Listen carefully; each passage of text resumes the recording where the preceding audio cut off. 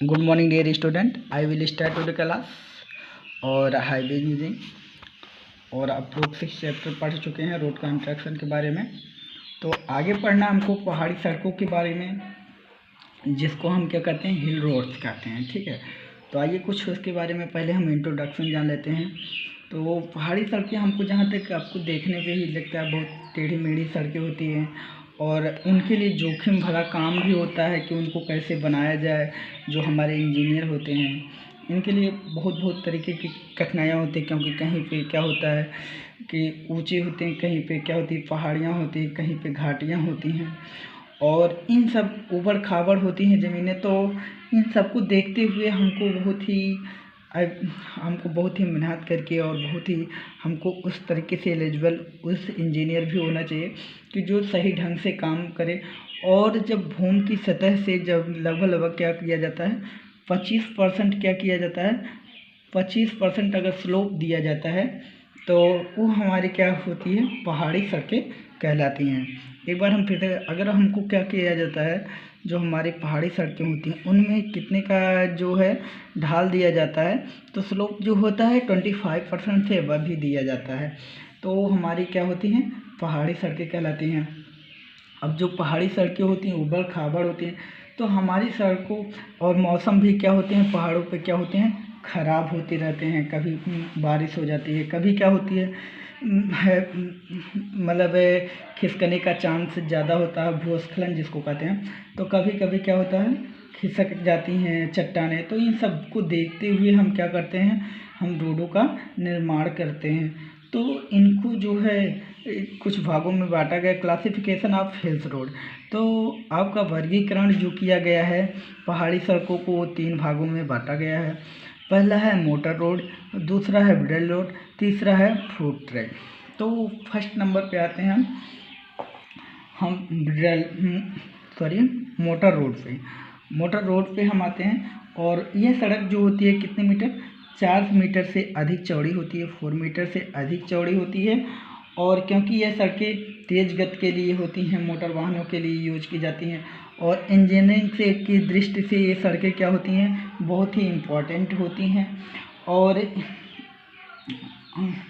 दूसरा नंबर आता है हमारा कि जो है ब्रिडल रोड, मतलब क्या होता है, अस्तव पथ। यह जो मार्ग होते हैं कितने होते हैं, 1.5 मीटर से लेकर के 2.5 मीटर तक क्या होते हैं, चौड़ा होते हैं। और ये जैसे आप लोग जानते भी हैं कि जो बड़ी बड़ी पहाड़ी हैं, तो उन पे कहाँ पे हम लोग जब नहीं चढ़ पाते हैं, तो बहुत लोग सुने भी होंगे घोड़ों के मार्ग से चढ़ाते हैं, घोड़ों के द्वारा चढ़ते हैं। तो ये वही सड़कें होती हैं, ब्रिडल रोड ही होती है, जिससे क्या होता है कि घोड़ों से इन पे क्या किया जाता है, घोड़ों के ऊपर सवार होकर चढ़ा जाता है। तो इनकी रोड की चौड़ाई जो होती है 1.5 मीटर से 2.5 मीटर तक होती है। उसके बाद हमारा और इनमें एक ग्रेडियंट भी दिया जाता है, और ग्रेडियंट कितने का दिया जाता है, 1 इन जो है 10 का रखा जाता है ग्रेडियंट इनमें। ठीक है, और तीसरा है फूट ट्रैक, मतलब क्या है, पगडंडी मार्ग जो होता है फूट ट्रैक। यह क्या होता है, पहाड़ी सड़कों में यह पैदल चलने वाले पशुओं के लिए बनाई जाती हैं। लगभग 1 मीटर चौड़ी होती, इनकी जो चौड़ाई होती है, मतलब ब्रीथ जो होती है वो है आपका 1 मीटर होती है। और इनमें जो हमारा स्लोप दिया जाता 1 इन कितने का दिया जाता है, 1 इन जो मतलब ग्रेडियंट दिया जाता है 1/5 का दिया जाता है। तो आप लोग शायद समझ गए होंगे। उसके बाद हमारा आता है कंस्ट्रक्शन ऑफ हिल रोड्स, मतलब पहाड़ी सड़कों का निर्माण। ठीक है, पहाड़ी सड़कों का निर्माण, जिसमें हम पहला फर्स्ट नंबर देखेंगे एलाइजमेंट मतलब होता है संरेखण। ठीक है, पहाड़ी सड़कों में अधिक देखे होंगे, पहाड़ों की ढाल पर चट्टानों को काट कर बनाई जाती हैं। पहाड़ों के साथ साथ घुमाते हुए इनको थोड़ी दूर पर वक्र मोड़ आ जाते हैं। तो इन बातों को ध्यान देखते हुए हम पहला पॉइंट, इसमें 6-7 पॉइंट है, लेकिन हम फर्स्ट पॉइंट पे लेते हैं एलाइजमेंट, मतलब क्या होता है, संरेखण होता है। ठीक है, तो संरेखण में पहले हम देखते हैं क्या करना चाहिए कि हमको जो है सड़कों को बनाने से हमको क्या लाभ होना चाहिए। तो पहले हम जो देखते हैं वो क्या होती है, लंबाई। तो लंबाई हमेशा क्या होनी चाहिए, सड़क की जो लंबाई होनी चाहिए कम से कम होनी चाहिए। और स्थलाकृति को देखते हुए जो हमारा स्थल है, जो हमारा जहाँ पे हमको सड़क बनानी है, उस स्थल को देखते हुए कम से कम लंबाई हो और हमको काफ़ी कम जो है प्रॉब्लम हो चढ़ने में। तो ये सब बातों को ध्यान में रखते हुए तो फर्स्ट नंबर लंबाई हमको कम होना चाहिए। सेकंड नंबर भूस्खलन। जब हम सड़कों को बनाते हैं तो दूसरा पॉइंट आता है भूस्खलन। भूस्खलन में क्या होता है कि सड़क संरेखण पर जो है इस तरीके से बनाना चाहिए कि जो है कि कहीं वो ज़मीन तो हमारा भूस्खलन नहीं है, कहीं पे खिसकने। भूस्खलन को, इन बातों को ध्यान में देखते हुए हम भूस्खलन भी वहाँ की ज़मीन कहीं खिसकने वाली तो नहीं है, इस पे हम क्या करते हैं, वैज्ञानिक का सर्वेक्षण करते हैं, उस भूमि का सर्वेक्षण करते हैं। तो इन सब बातों का क्या होना चाहिए, हमको नॉलेज होना चाहिए। थर्ड पॉइंट हमारा आता है जल निकासी। अब जल निकासी में क्या होता है कि पहाड़ी के ऊपर अगर मान लीजिए जल आता है तो बारिश होती है, तो बारिश में काफ़ी उसको जल निकलने की भी व्यवस्था उचित होनी चाहिए।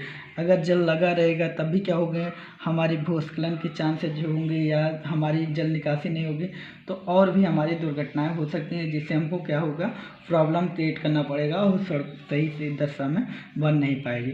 तो अगला नंबर हमारा आता है दर्श दूरी। तो फोर्थ नंबर जो हमारा दर्श दूरी आता है, तो जो वो क्या होता है, पहाड़ी सड़कों पर जो है अधिक तीखे मोड़ पड़ते हैं, तो उनको हम क्या करना चाहिए, जो हमारे तीखे मोड़ हैं उनको हमको बातों में ध्यान रखते हुए आने वाले वाहनों को क्रॉस सुरक्षित बनाने की भी व्यवस्था करना चाहिए। अगला नंबर 5 पॉइंट आता है कि ऊंचाई। तो सड़क तल की ऊंचाई में बड़ी दिक्कत प्राप्त होती है। ऊंचा प्राप्त करने के लिए इन्हें आवश्यक रूप से नहीं खो देना चाहिए, क्योंकि तल से प्राप्त करने के लिए सड़क की लंबी दूरी तय करना पड़ता है। जो हमारी ऊंचाई होती है उसको भी हम क्या करना चाहिए, ध्यान में रखते हुए अधिक मतलब उस पर केयर करना चाहिए। और हमको ज़्यादा ऊंचाई भी नहीं है और हमको ऊंचाई देना चाहिए, क्योंकि हमको जो है कम समय में हमको अधिक जो है लंबाई, अधिक दूरी हमको तय करना रहता है। तो इन सब बातों का ध्यान रखना चाहिए। और अगला पॉइंट आता है हमारा पहुँच। तो पहुँच जो हमारा होता है, सड़क की पहाड़ी सड़कों को मुख्य नगरों, धार्मिक मनोरंजन स्थलों को देखते हुए क्या होता है, प्राकृतिक सौंदर्य को देखते हुए, बात को ध्यान में रखते हुए इन सब बातों को सड़क का संरेखण किया जाता है, अलाइनमेंट किया जाता है। तो आज का वीडियो इतना ही, कल आगे आप लोग पढ़िएगा। और अगर नहीं समझ में आता है तो आप बात कर सकते हैं, मुझसे समझ सकते हैं। चलिए, थैंक यू फॉर क्लास।